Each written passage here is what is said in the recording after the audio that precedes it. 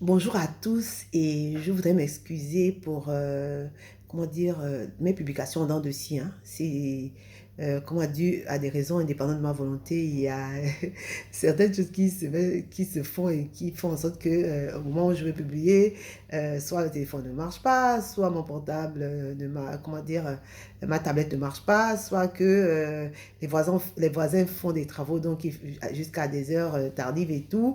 Voilà, et puis c'est un peu compliqué. Mais bon, Dieu fait grâce parce que on connaît les plans de l'ennemi, hein, c'est-à-dire tout faire pour voilà, nous faire abandonner, mais on se lève et puis on continue. Voilà. Je vais vous partager ma méditation du jour, hein. Depuis un temps, les enfants et moi, on a entrepris, c'est pas la première fois, enfin, on a déjà lu entièrement la Bible. Et puis, depuis, on faisait au hasard et tout. Et on a entrepris de reprendre un plan de lecture de la Bible. Lecture, hein, parce que souvent, quand on... Vraiment, après, on se laisse conduire. Et alors que je lis, j'étais en train de lire et j'avais pas l'intention de méditer. Ce que, vous savez, les scientifiques disent que quelque chose que vous faites pendant 21 jours et plus, ça devient un peu une habitude. Donc, c'est cette habitude-là que je vais mettre de lire, avec les enfants, de lire et méditer la parole de Dieu. Mais vraiment, je lis quoi. Et puis, c'est selon que le Saint-Esprit m'inspire. Et puis, il arrive que je vais méditer un passage et tout. Mais voilà, ce qui m'intéresse beaucoup plus, c'est la lecture. Et j'ai terminé de lire et puis je suis tombée sur un passage alors que je lisais Ésaïe 1 et Ésaïe le chapitre 1. Et puis le Seigneur, le titre de ce passage-là, c'est l'obéissance, comment dire, le Seigneur déteste les sacrifices offerts par des criminels. Par des criminels. J'ai lu ça comme ça, je suis passée à l'autre lecture, à un autre livre et tout. Et ça ne m'a pas parlé particulièrement. Et puis je suis allée à la douche et puis j'étais là. Et il s'est avéré que le Seigneur m'a rappelé il m'a dit, mais écoute, le Seigneur m'a fait remonter une situation où j'avais eu une attitude vraiment pas digne d'une enfant de Dieu, quoi. C'est-à-dire que j'avais dit des choses et il m'a rappelé les mots qui étaient sortis de ma bouche. Waouh! Quand j'ai entendu ça, et j'étais convaincue. Je dis, mais on peut pas être enfant de Dieu et dire ça. Mais je vous assure que quand le Saint-Esprit m'a convaincu comme ça, je voyais notre Yolande parce que c'est le temps que on puisse, peu importe dans quelle colère on est, en tant qu'enfant de Dieu, on ne peut pas dire des choses comme ça et être à l'aise avec ça, quoi. Et c'est quelque chose que j'avais, comment dire, au fond de moi, que voilà, et puis j'ai continué ma route et tout. Le Seigneur a fait remonter ça en surface en me faisant penser à cette lecture-là. Et c'est le Seigneur déteste les sacrifices offerts par des criminels.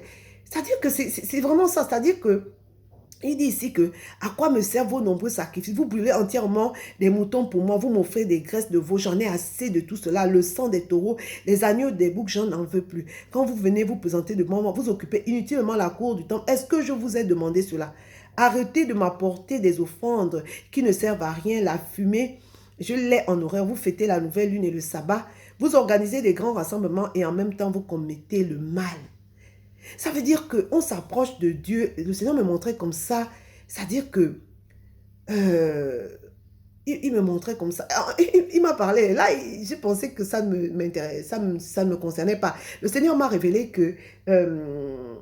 ça et me dire que c'est quelque chose. En fait, s'il a mis ça en surface, c'est quelque chose que je dois régler. C'est-à-dire que lui regarde au cœur. Lui regarde au cœur.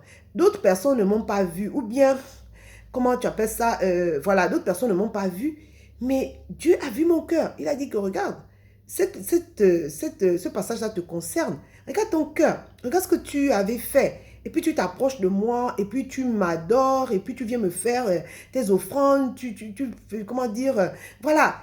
Dieu dit que il connaît notre cœur, hein, et peu importe ce qu'on va faire, au vu des hommes, on va être agréé, mais Dieu connaît. Dieu connaît notre cœur. Dieu dit que lorsque tu veux aller faire une offrande et que tu te rends compte que ton frère a quelque chose contre toi, il retourne et va d'abord régler cette histoire avant de venir donner ton offrande.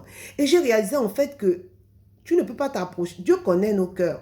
Tu ne peux pas, un peu, il faut faire comme David, c'est-à-dire que demander à David, faire comme David qui a dit à Dieu, son mon cœur connaît mes pensées. Regarde si je suis sur une mauvaise voie et conduis-moi dans la voie que je dois suivre. Et lorsque le Seigneur m'a révélé cela, il m'a dit, tu sais, la manière dont tu as réagi, là, l'image, il m'a renvoyé à l'image où on parle de jeter les perles sur des pourceaux.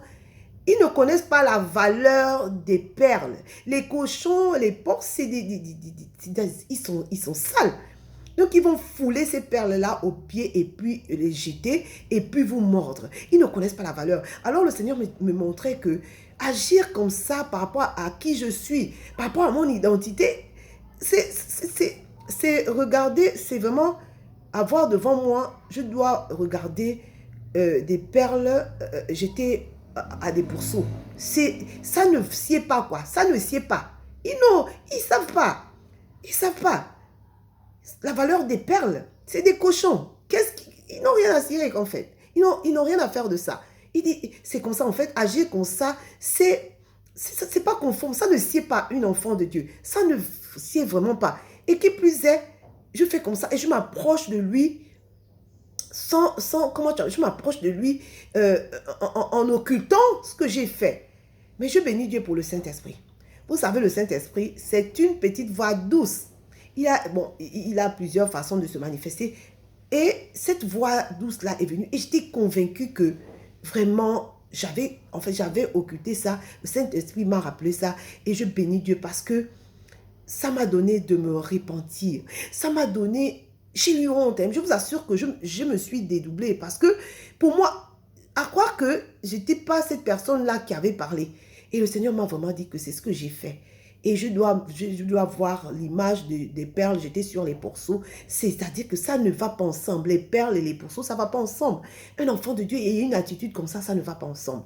Ça ne va pas ensemble. Et donc, vous savez, les hommes dans le monde ont tendance à, comment tu appelles ça, à travailler leur apparence, à travailler le paraître. Le paraître, peu importe ce qu'ils sont à l'intérieur d'eux, ils ont une attitude, quand tu regardes, vraiment, c'est-à-dire que toi qui es enfant de Dieu, qui agit comme ça, tu vas, si tu n'es pas conscient de ton identité, véritablement, tu peux abandonner Christ, quoi.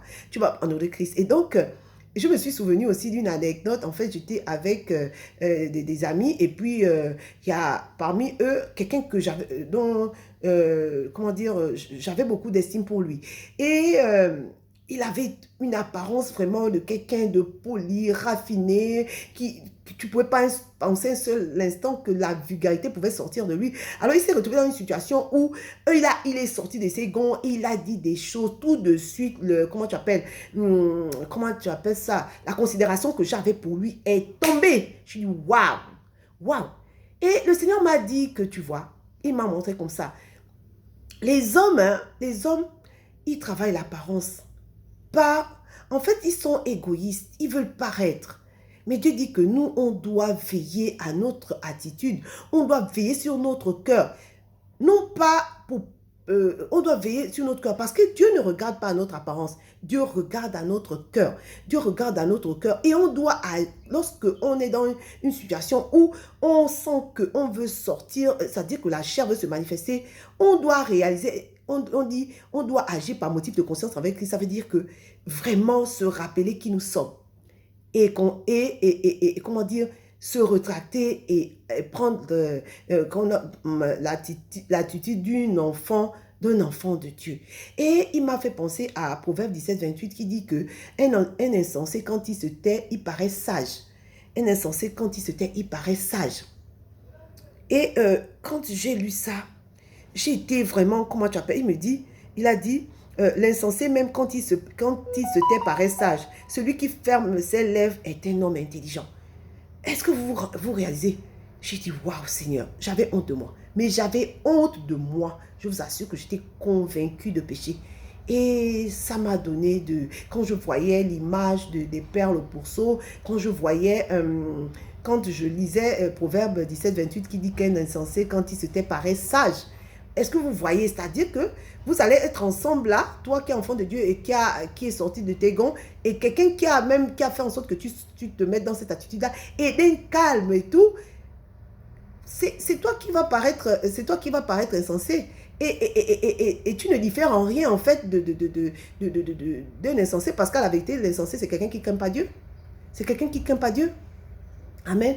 Vraiment, je veux nous encourager. Hein. Soyons, comment dire, Dieu dit que comment dire, Dieu prend plaisir à l'obéissance plutôt qu'au sacrifice. C'est-à-dire qu'on doit veiller sur notre cœur. On doit s'assurer que, alors qu'on s'approche de lui, on doit vraiment sonder notre cœur et, comment dire, nous repentir. Regardez, lui demander, même de fois, il y a des péchés qui ne sont pas conscients. On n'est pas conscient et on doit lui demander, Seigneur, sonde mon cœur, vraiment sonde mon cœur. Je vous assure, vous savez, quand vous avez une vision, quand vous savez que Dieu vous a appelé, comment tu appelles, on est focalisé. Ça veut dire qu'on veille à tout ce qui peut nous empêcher d'y arriver.